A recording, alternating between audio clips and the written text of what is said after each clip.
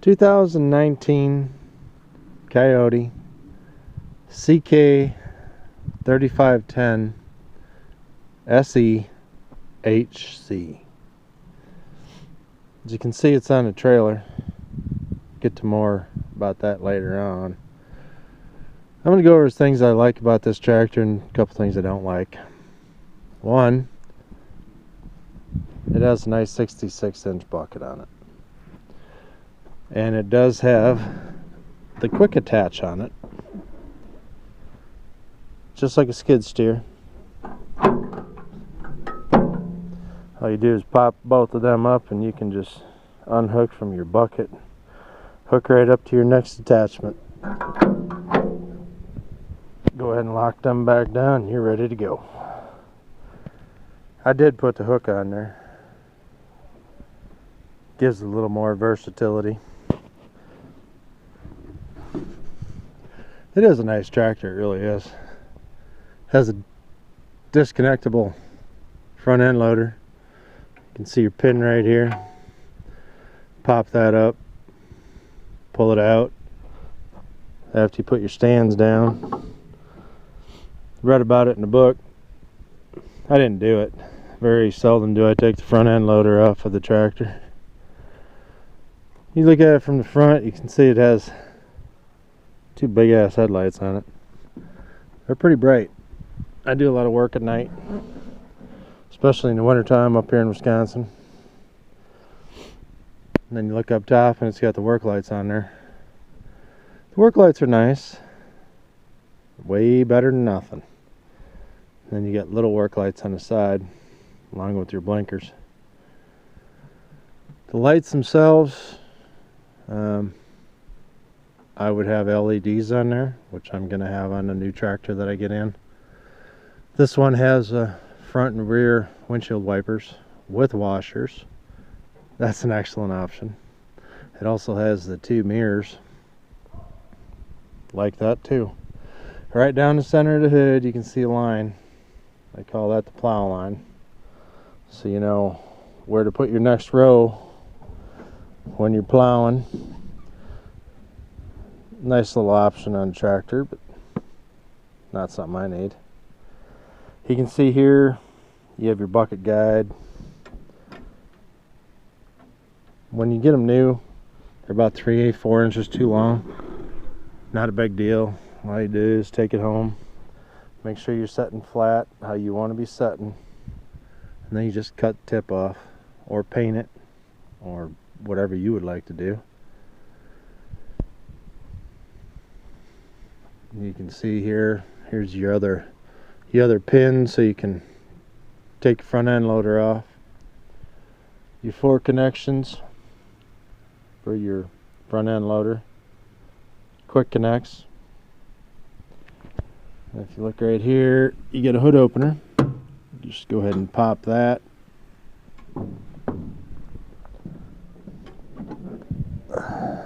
Hood opens up. Pretty easy. They say it's an all metal hood. That's not true. There's plastic around here. There's plastic on the vents. If you look on the inside, you can see the metal versus plastic. Either way, plastic's good, metal's good. All depends on how you abuse it. Look up in there, you can see your diesel particulate filter. Back there's the brain box for the tractor. Right here, this little tab, you take this nut off and you take this nut off, and there's a screen that pops up out of there between them. I suppose it would do a little bit of good. I don't see it doing a whole heck of a lot of good.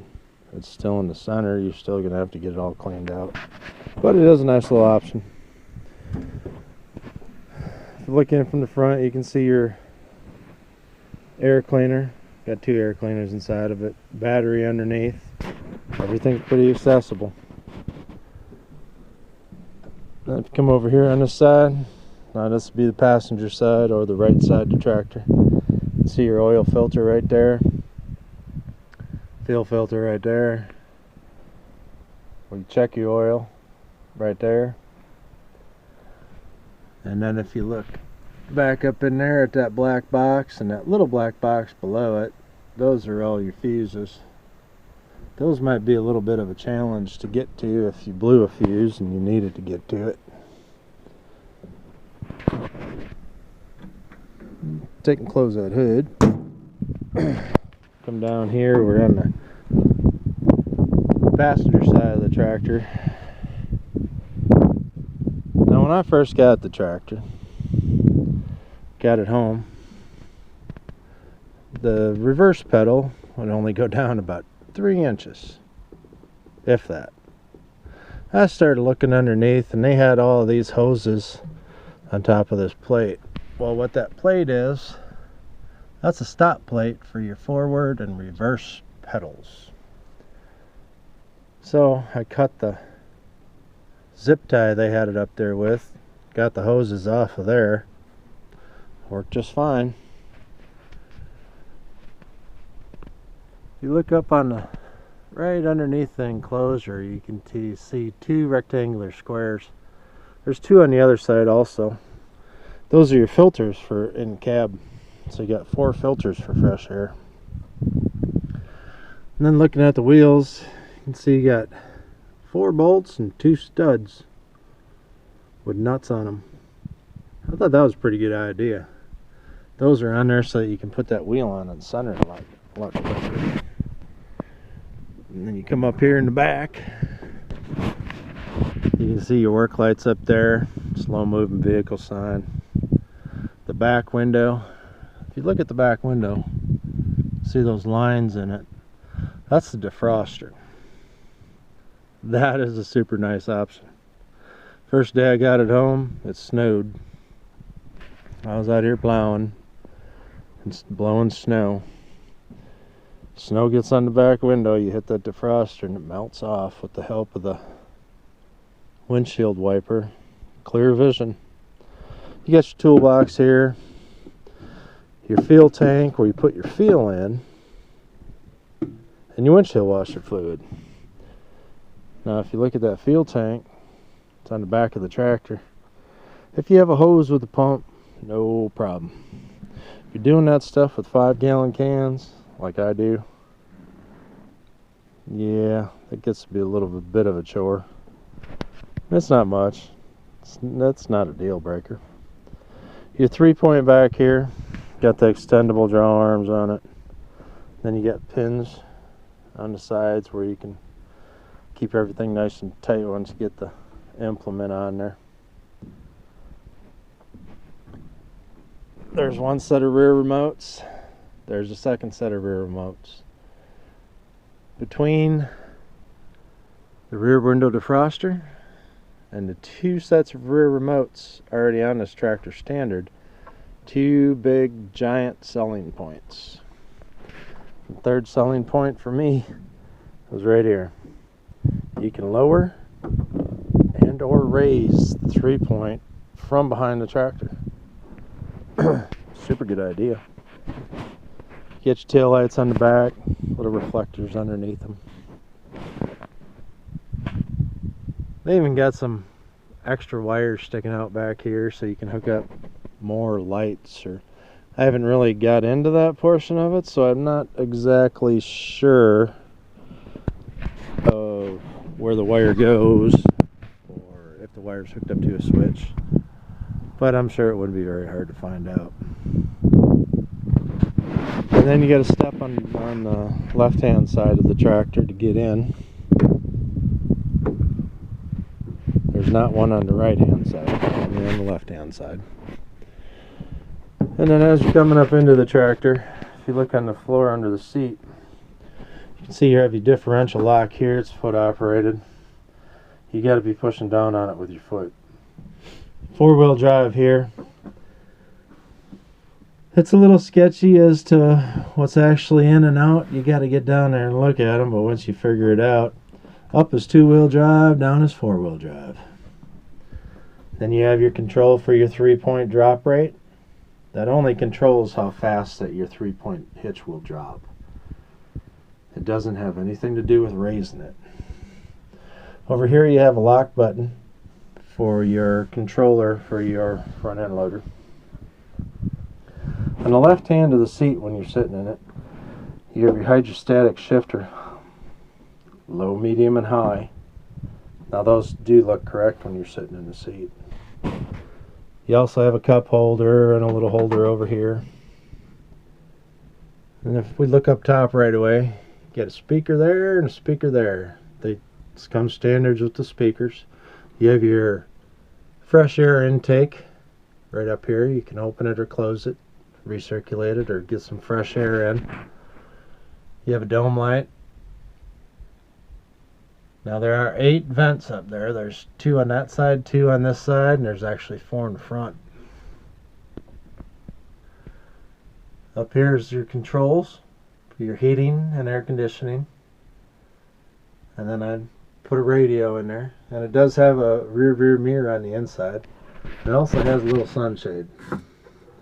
And it is a little sunshade. I'm not sure what you would do with it. Now when you come up in the cab, it does have an armrest on both sides. It's kind of handy. Feels pretty good when you're sitting up in here.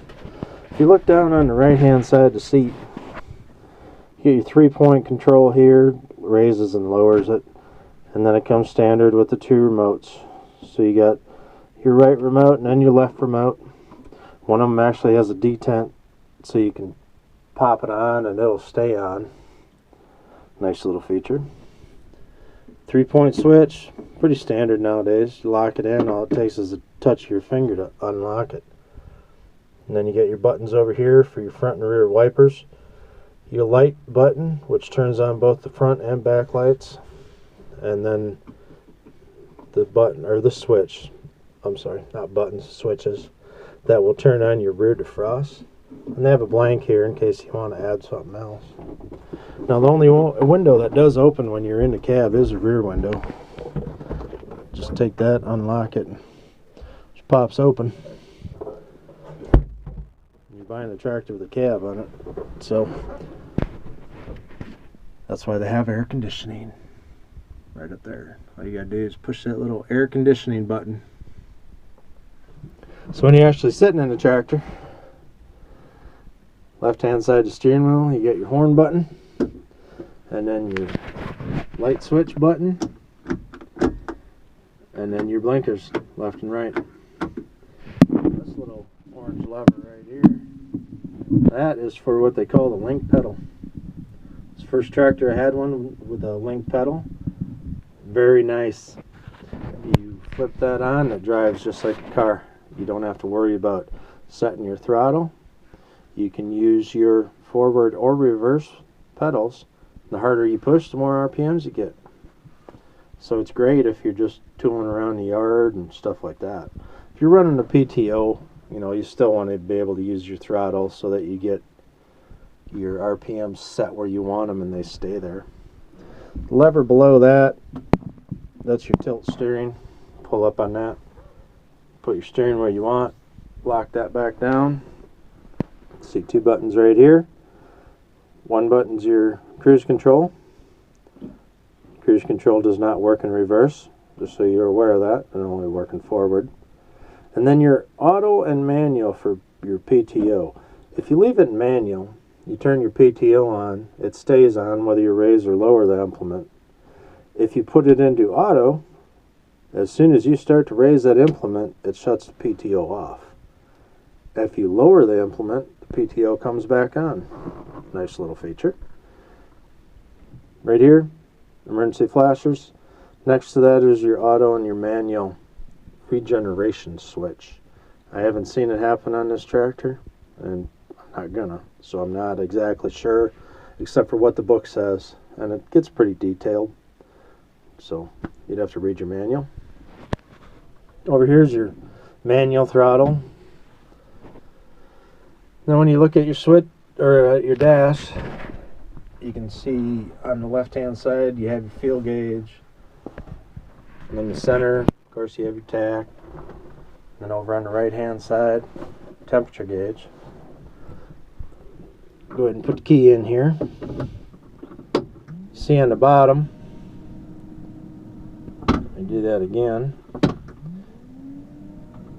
Well, they didn't all come on. I have to wait a second maybe. But you have all your lights there. Must have to wait a little longer. That light right there is your glow plug light. Don't try to start your tractor till that comes on. You can, but you know, you want your glow plugs to go off before you start cycling it through. Now there are lights on there for your four-wheel drive, but there's no switch on the four-wheel drive lever. So if you're in four-wheel drive, it does not show you on the dash that you were in four-wheel drive. Now when you're actually sitting in the cab, very comfortable to get to your lever for your bucket. PTO, kind of low. And then your remotes, they're low and behind you. They're not actually in the best spot. Not a deal breaker, but it could be a lot better. So what happened with this tractor with me is when I first bought it, I had 3 hours on the tractor, and I noticed that when I would raise the boom and stop and start to raise the boom slowly, the boom would actually go back down until the hydraulics caught up. Then it would start coming up. So I tried it with the dump. I lifted the boom up, dumped the bucket, brought the bucket about halfway up, stopped, and started slowly trying to tilt the bucket back, and the bucket started to dump on me. Well, I've been around hydraulics long enough that I figured that was a control valve, so I called the dealer, took it back up there, hour and 45-minute one-way trip. And they had the tractor for a week, fixed it, got it back, that worked great. Then I finally hooked up my Rototiller, and that's when I got seriously disappointed. I had the Rototiller on, and as I looked back and started to raise it, the tractor started to jump uncontrollably. So I just threw the lever into the up position, and then it raised up. Okay, try it again. So I put it down, and I just threw the lever back, and it raised up just fine. Put it back down, started to raise it up slowly, because I do a lot of work with tractors where I use a 3-point, and I have to slowly raise things. And it just jumped uncontrollably. Alright, did the research, called the company, called the dealer. Come to find out that Kioti uses a on-off valve, is what they call it. It either has pressure or it does not have pressure. It's not like the valve that you have for your front end loader, where you can slowly maneuver it. It's either on or off. So I asked Kioti politely to send me a new valve that would work the way that it's supposed to on a tractor, and they got snippy. They told me that's the way it worked. There was nothing they could do. So I just kept emailing them. This went on for about 2.5 weeks. Just kept emailing them and emailing them, and I was CCing the dealer on all of the emails, and the dealer couldn't do anything. We had talked about it. They don't have a part. The tractor's under full warranty. Right now it has 16 hours on it. So started talking to the dealer more, and I had test drove a Massey Ferguson 1735M 2019, and that didn't do it. So the dealer actually got with Kioti. Kioti would do a reverse warranty so that the dealer could sell the tractor and have a full warranty on it. And the dealer also called Arco, and Massey said that they would deal a little bit on the price with me. So this Kioti is on the trailer to go back up to the dealer next week when they get done putting my second remote on the new tractor. And I'm going up there to pick that up. Now, could I have lived with it? No. Could most people have lived with it? Yes. But it's a matter of principle for me. If I'm going to spend almost $28,000 and the manufacturer don't want to do it right, then I'm not going to have their product. That's just me. I'm sure there's many people that feel differently, and that's fine. But once I get the Massey in next week, I'll do a video on that. Once I break it in a little bit, get about 16 hours on it, make it a fair assessment. So now you know. Would I buy this tractor again? No, I would not. It's a nice tractor. I cannot lie. The only thing that I do not like is a 3-point hitch jerking badly when I try to bring it up slowly. Otherwise, that's a great tractor. It's just not my tractor. Thanks for watching, and you'll see a video come out about a Massey Ferguson in a couple weeks.